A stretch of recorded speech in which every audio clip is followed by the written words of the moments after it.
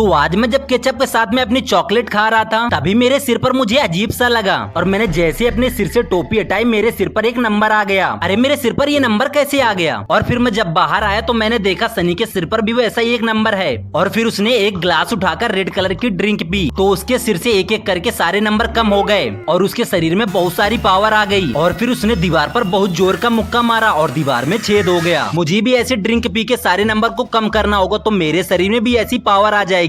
सनी ने जाते जाते थोड़ी सी ड्रिंक छोड़ दी थी जिसके बाद मैंने उस ड्रिंक को उठाया और पी गया और फिर मेरे सिर से कुछ नंबर कम हो गए। अरे भाई ये ड्रिंक काम कर रही है, मुझे इस नंबर को खत्म करने के लिए और ड्रिंक पीनी पड़ेगी। जिसके बाद मैं और ड्रिंक की तलाश में निकल गया और थोड़ी देर बाद मुझे एक रेड ड्रिंक रखी हुई मिली। मैंने उसे तुरंत उठाकर पी लिया और फिर मेरे सिर से और नंबर कम हो गए। और फिर मैं ग्लास फेंक कर जा ही रहा था तभी मुझे पीछे से किसी ने तेज से मारा और मैं गिर गया। यहाँ पर कूड़ा मत करो सचिन। ठीक है स्नूप।